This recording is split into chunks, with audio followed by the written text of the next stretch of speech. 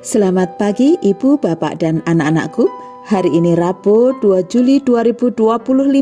Kita belajar dari kitab Kisah Para Rasul pasal 20 ayat 17 sampai 38. Kisah Para Rasul pasal 20 ayat 17 sampai 38. Demikianlah sabda Tuhan. Dari Miletus, Paulus mengutus orang ke Efesus dan menyuruh para penatua jemaat datang kepadanya. Dan ketika mereka datang kepadanya, ia berkata kepada mereka, "Kamu sendiri tahu bagaimana aku hidup di antaramu sepanjang waktu, sejak hari pertama aku menginjakkan kaki di Asia, sambil melayani Tuhan dengan segala kerendahan hati, dan dengan air mata, dan dengan pencobaan-pencobaan yang menimpaku melalui persekongkolan orang-orang Yahudi. Bagaimana aku tidak menahan diri untuk memberitakan kepadamu segala sesuatu yang berguna dan mengajar kamu di depan umum dan dari rumah ke rumah. Bersungguh-sungguh memberi kesaksian, baik kepada orang-orang Yahudi maupun orang-orang Yunani, tentang pertobatan kepada Allah dan beriman kepada Tuhan kita, Yesus Kristus.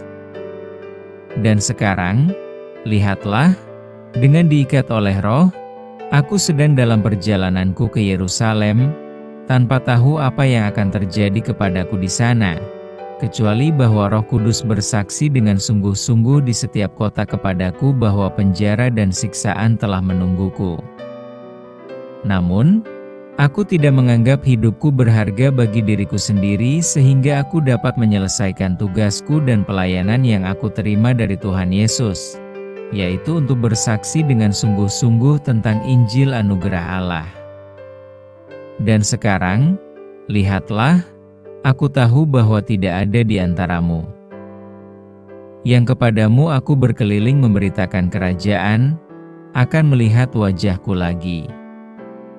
Karena itu, aku bersaksi kepadamu hari ini bahwa aku tidak bersalah atas darahmu semua. Sebab, aku tidak menahan diri untuk memberitakan kepadamu semua rencana Allah.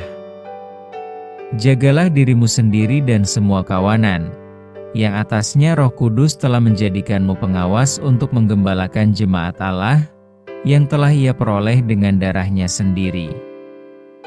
Aku tahu bahwa setelah keberangkatanku, serigala-serigala buas akan datang di antara kamu, tidak menyayangkan kawanan itu.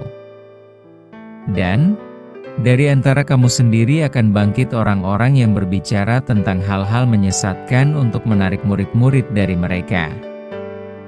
Oleh karena itu, berjaga-jagalah, sambil mengingat bahwa siang dan malam, selama 3 tahun, aku tidak berhenti memperingatkan kamu masing-masing dengan air mata. Dan sekarang, aku menyerahkan kamu kepada Tuhan dan kepada firman anugerah-Nya yang sanggup membangunmu dan memberikanmu warisan di antara semua orang yang dikuduskan. Aku tidak menginginkan perak, atau emas, atau pakaian siapapun. Kamu sendiri tahu bahwa tangan ini melayani keperluanku dan mereka yang bersama-sama dengan aku. Dalam segala hal, aku telah menunjukkan kepadamu bahwa dengan bekerja keras seperti cara ini, kita harus menolong yang lemah dan mengingat perkataan Tuhan Yesus, bahwa Ia sendiri berkata, "Lebih berbahagia memberi daripada menerima." Dan, ketika Ia sudah mengatakan hal-hal itu, Ia berlutut dan berdoa bersama mereka semua. Lalu, ada banyak tangisan di antara mereka semua dan mereka memeluk leher Paulus. Serta menciuminya, mereka sangat bersedih, terutama karena kata-kata yang ia katakan bahwa mereka tidak akan melihat wajahnya lagi. Lalu, mereka menemani Paulus ke kapal. Tema kita, warisan seorang pemimpin. Apa yang menjadikan seorang pemimpin berhasil? Apakah kepopulerannya yang begitu dominan atau kehebatannya yang tiada tergantikan? Tentu saja tidak. seperti yang dicontohkan Rasul Paulus. Seorang pemimpin yang berhasil adalah pemimpin yang meninggalkan legasi atau warisan. Rasul Paulus tidak singgah di Efesus, karena itu ia meminta para penatua Efesus untuk datang ke Miletus. Dalam pertemuan itu, ia memberikan pesan-pesan penting untuk mereka, yaitu beberapa kesaksian mengenai apa yang dialaminya dalam pelayanan. Dia telah mencucurkan banyak air mata karena pelayanan, namun dia tak pernah melalaikan tugasnya, yakni setia mengajar dan memberitakan Injil. Dia berserah kepada pimpinan Roh Kudus dan bertekad menyelesaikan tugasnya meski nyawanya terancam. Inilah warisan Rasul Paulus bagi jemaat di Efesus dan juga bagi kita, yakni semangat, kesetiaan, dan kecintaannya kepada Tuhan.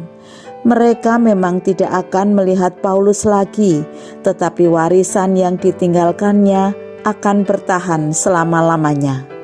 Paulus menasehati para penatua agar mereka menggembalakan jemaat sesuai dengan karunia Roh Kudus dan berjaga-jaga, karena akan ada banyak ajaran sesat yang masuk ke dalam kumpulan mereka, sehingga para penatua harus menggembalakan dengan baik dan membantu jemaat yang lemah.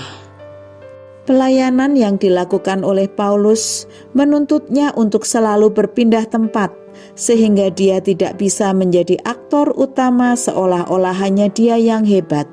Siapa yang seharusnya berperan penting adalah jemaat Efesus itu sendiri. Merekalah yang harus meneruskan pelayanan.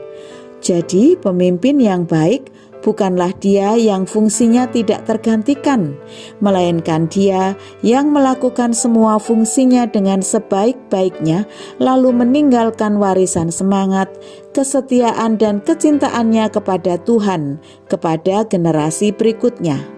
Bagaimana warisan semangat, kesetiaan, dan kecintaan kita kepada Tuhan untuk penerus kita? Mari kita berdoa. Bapa di surga, terima kasih untuk firman-Mu pagi ini. Mampukan kami untuk setia dan mampu meninggalkan warisan semangat, kesetiaan, dan kecintaan kepada Tuhan, kepada anak-anak kami, kepada generasi penerus kami. Tolong kami untuk mampu mendampingi anak-anak kami tumbuh, berkembang, dan berbuah, dan senantiasa mencintai Tuhan. Kami sambut hari ini di dalam nama Tuhan Yesus Kristus, Juru Selamat kami yang sejati. Amin.